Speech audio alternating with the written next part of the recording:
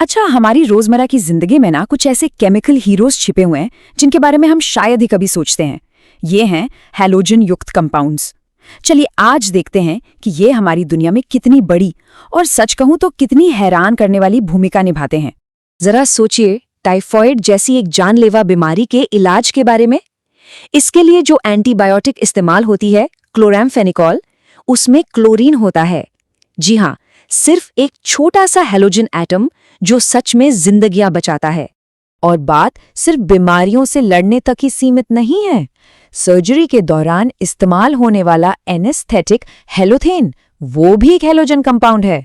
और तो और वैज्ञानिक अब कुछ फ्लोरीन वाले कंपाउंड्स को खून के विकल्प के तौर पर भी देख रहे हैं।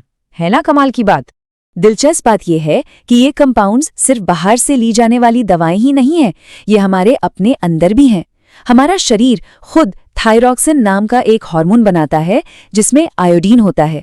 अगर इसकी कमी हो जाए तो घेंगा जैसी गंभीर बीमारी हो सकती है। मतलब ये तो हमारे अपने स्वास्थ्य की बुनियाद में शामिल है। तो ये तो हमने देख लिया कि ये क्या क्या कमाल के काम करते हैं, लेकिन अब सवाल ये उठता है कि आखिर ये हैं क्या? चलिए अब इनके केमिकल स्ट्रक्चर के पीछे के रहस्य को समझते हैं। देखिए, इनकी परिभाषा असल में बहुत सीधी सादी है।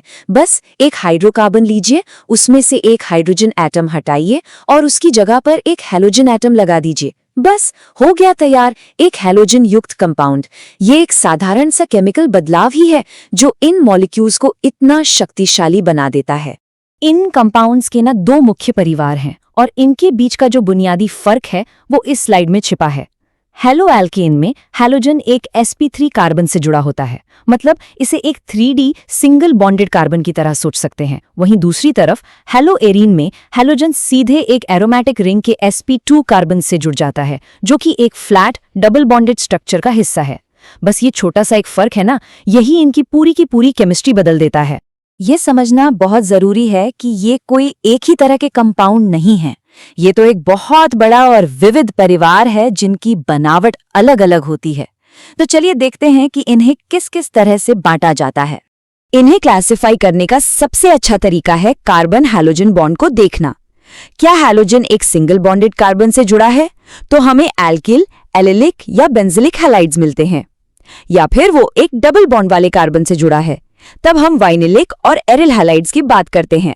ये क्लासिफिकेशन इनकी अलग अलग प्रॉपर्टीज को समझने के लिए पहली सीढ़ी की तरह है। तो चलो एल्किल हैलाइड्स को थोड़ा और करीब से देखते हैं। इन्हें प्राइमरी, सेकेंडरी और टर्शियरी में बांटा जाता है। ये बस इस बात पर निर्भर करता है कि हैलोजन वाला कार्बन कितने और कार्बन एटम से जुड़ा है। अगर 1 से जुड़ा है तो प्राइमरी, 2 से तो सेकेंडरी और 3 से जुड़ा है तो टर्शियरी। ये क्लासिफिकेशन उनकी रिएक्टिविटी यानी उनकी अभिक्रियाशीलता को समझने के लिए बहुत ही ज्यादा जरूरी है। अब हम इन मॉलिक्यूल्स की सबसे जरूरी खूबी पर ध्यान देंगे, वो बॉन्ड जो कार्बन और हैलोजन के बीच होता है। यहीं पर इनकी सारी केमिस्ट्री का राज छिपा हुआ है। जैसा कि हमारी स्रोत सामग्री में बताया गया है, हैलोजन एटम कार्बन से ज्यादा इलेक्ट्रोनेगेटिव होते हैं। अच्छा, इसका सीधा सा मतलब क्या है? इसका मतलब ये है कि वो बॉन्ड में मौजूद इलेक्ट्रॉन्स को अपनी तरफ ज्यादा जोर से खींचते हैं। इसको ना इलेक्ट्रॉनों की रस्साकशी की तरह सोचिए। हैलोजन ज्यादा ताकतवर है तो वो इलेक्ट्रॉनों को अपनी तरफ खींच लेता है। नतीजा, हैलोजन पर हल्का सा नेगेटिव चार्ज आ जाता है और बेचारे कार्बन पर हल्का सा पॉजिटिव चार्ज। बस चार्ज का ये जो छोटा सा अंतर है, यही इनकी सारी रिएक्टिविटी की चाबी है। अब ये जो डेटा है, इसमें एक बहुत ही दिलचस्प पैटर्न छिपा है।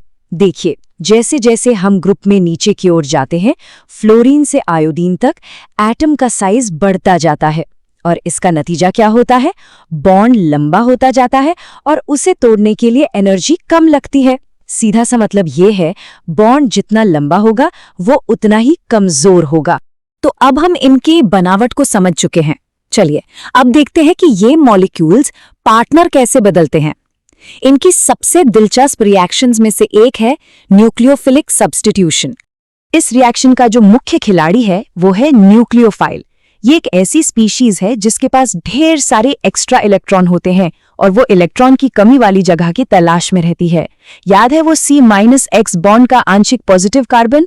बस न्यूक्लियोफाइल के लिए वो एक परफेक्ट टारगेट है। ये जो SN2 रिएक्शन है ना, वो एक खूबसूरत डांस की तरह है जो सिर्फ एक स्टेप में होता है। इसे एक परफेक्टली टाइम्ड पार्टनर स्वैप की तरह समझिए। नया पार्टनर यानी न्यूक्लियोफाइल एक तरफ से आता है और ठीक उसी पल पुराना पार्टनर यानी हैलोजन दूसरी तरफ से निकल जाता है। सब कुछ एक ही बार में, एक ही झटके में हो जाता है। यहाँ सबसे बड़ा सबक यह है कि स्ट्रक्चर ही सब कुछ तय करता है।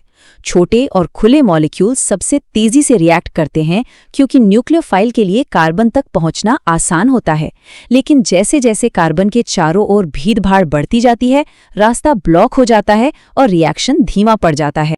तो चलिए अब वापस बड़ी तस्वीर को देखते हैं। हमने इनकी उपयोगिता को तो समझ लिया, लेकिन इस कहानी का एक और भी बहुत जरूरी पहलू है। ये कंपाउंड्स वाकई में केमिकल पावर हाउसेज हैं। इनका इस्तेमाल सॉल्वेंट्स के तौर पर होता है, अनगिनत दूसरे केमिकल्स को बनाने में होता है, और जैसा कि हमने शुरू में देखा, जीवन बचाने वाली दवाओं और एनेस्थेटिक्स में भी होता है। इनकी उपयोगिता का दायरा बहुत ही बड़ा है। लेकिन इनकी कहानी का एक दूसरा पहलू भी है। इनकी जो केमिकल स्टेबिलिटी है, जो इन्हें इतना उपयोगी बनाती है, वही इनकी सबसे बड़ी कमजोरी भी बन जाती है। ये आसानी से टूटते नहीं हैं, जिसका मतलब है कि ये पर्यावरण में बहुत लंबे समय तक बने रह सकते हैं। और बस यहीं पर आकर हम एक बहुत बड़े सवाल पर रुक जाते हैं। जब कोई कंपाउंड इतना ज्यादा उपयोगी हो, लेकिन साथ ही पर्यावरण के लिए एक चुनौती भी पेश करे, तो हम एक समाज के रूप में सही संतुलन कैसे खोजें?